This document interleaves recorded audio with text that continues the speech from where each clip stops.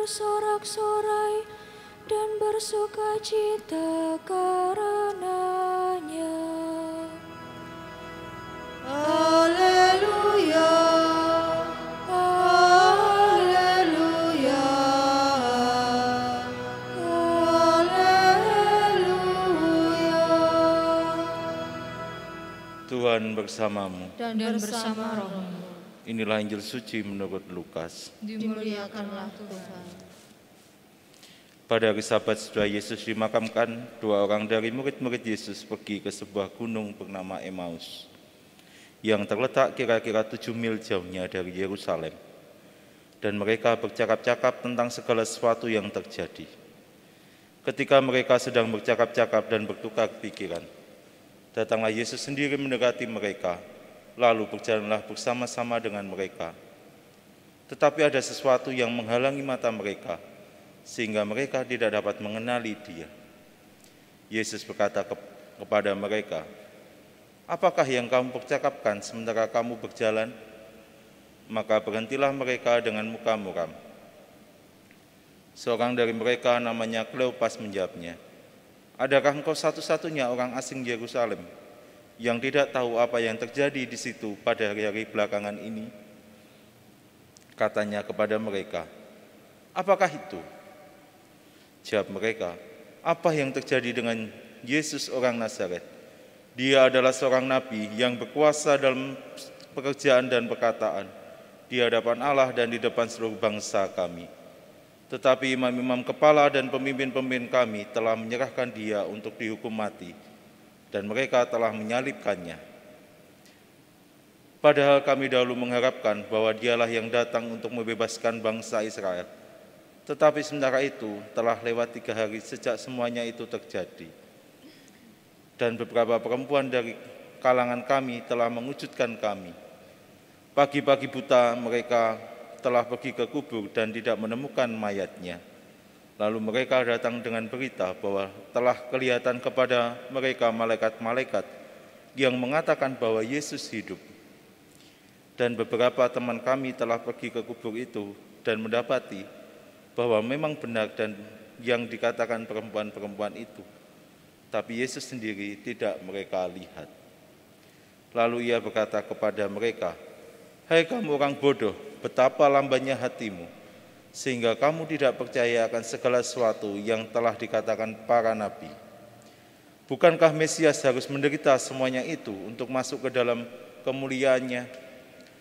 Lalu ia menjelaskan kepada mereka apa yang tertulis tentang Dia dalam seluruh kitab suci, mulai dari kitab-kitab Musa dan segala kitab nabi-nabi.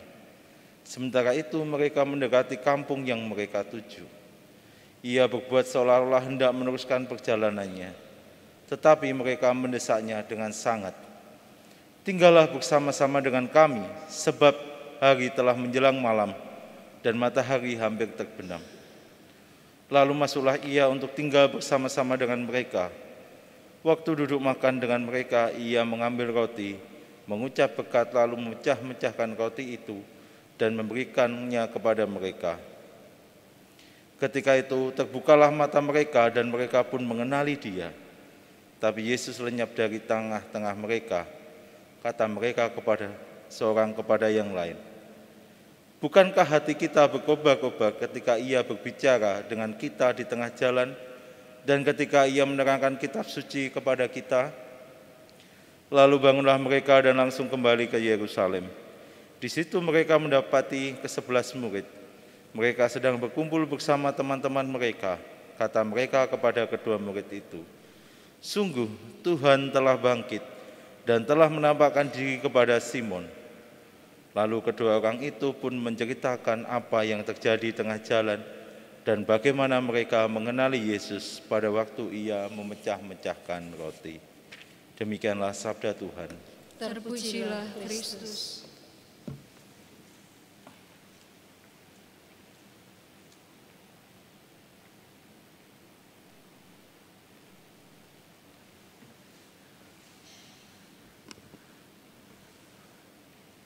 Saudara-saudari,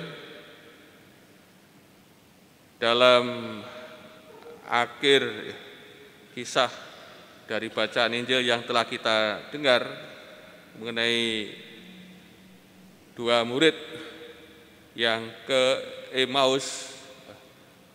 Mereka telah menjadi manusia Paskah.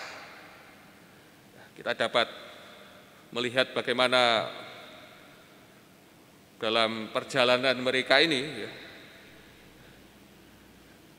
mereka disertai oleh Tuhan Yesus dalam perjalanan, namun mereka tidak mengenali. Juga Tuhan Yesus menegur mereka dengan keras. Kemudian Tuhan Yesus menjelaskan kitab suci. Tadi pengalaman mereka ketika Tuhan Yesus menjelaskan kitab suci, hati mereka berkobar-kobar. Dan akhirnya kita melihat dua orang ini mendesak kepada teman perjalanan mereka untuk tinggal bersama mereka, karena hari telah menjelang malam dan matahari hampir terbenam. Dan disinilah terjadi sesuatu yang sungguh luar biasa. Keramahan mereka menghasilkan berkat bagi dua murid ini. Dan akhirnya tamu yang tadi diundang sebagai tamu bertindak sebagai tuan rumah ketika terjadi pemecahan roti. Yesus mengambil roti, mengucap syukur, memecahkan, lalu membagikan kepada mereka. Pada saat inilah dua murid ini akhirnya mengenali bahwa yang ada di hadapan mereka adalah Yesus. Dan tentu kenangan akan pemecahan roti ini sangat membekas dalam diri dua murid ini. Bagaimana Tuhan Yesus memberi makan 5.000 orang. Dan terlebih ketika perjamuan Paskah secara khusus, perayaan ini perayaan pemecahan roti di perayaan Paskah dirayakan, dan Tuhan Yesus memberi pesan kepada para muridnya supaya senantiasa melakukan sebagai kenangan akan Dia. Perjumpaan dengan Tuhan Yesus yang bangkit benar-benar mengubah dua murid ini yang tadinya bersedih hati, namun akhirnya mereka bergembira, bersemangat, dan akhirnya mereka putuskan untuk kembali lagi ke Yerusalem yang sebelumnya sudah menempuh perjalanan 2 jam.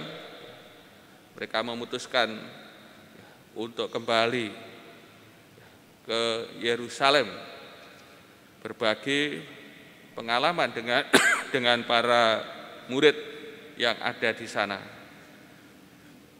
Dua murid telah menjadi manusia Paskah karena berjumpa dengan Yesus yang bangkit, dan akhirnya terjadi sukacita, kegembiraan, dan mereka atas pengalaman berjumpa dengan Tuhan ini tentu tidak mereka simpan bagi diri sendiri, namun juga akhirnya dibagikan, diwartakan pengalaman mereka dengan para murid yang lain. Saudara-saudari yang terkasih, setiap kali kita merayakan Ekaristi, kita pun juga mengalami akan kehadiran Tuhan kita. Kita mengalami kehadiran dalam sabdanya, dan terlebih ya, kita mengalami ya, dan menerima anugerah ya, tubuh dan darahnya yang diberikan kepada kita. Kita pun juga saat sekarang mengalami ya, merayakan Paskah kebangkitan Tuhan. Tentu kita harus belajar dari dua murid ke Emmaus ini yang telah mengalami berjumpa dengan Tuhan yang bangkit. Bagaimana ya sikap kita dalam menjalani hidup ini?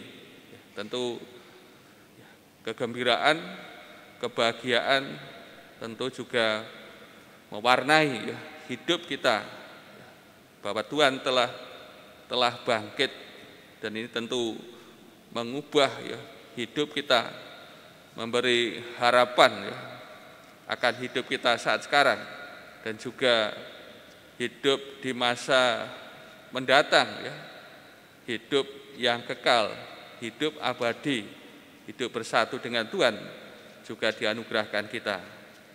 Maka kita yang telah mengalami peristiwa Paskah ya, berjumpa dengan Tuhan yang telah bangkit dalam Ekaristi, hendaknya kita pun juga menjadi pewarta akan kebangkitannya. Pengalaman Paskah hendaknya tidak hanya kita simpan bagi diri kita sendiri, namun juga harus kita wartakan, kita sebarluaskan melalui hidup kita, ya, kesaksian hidup kita setiap hari.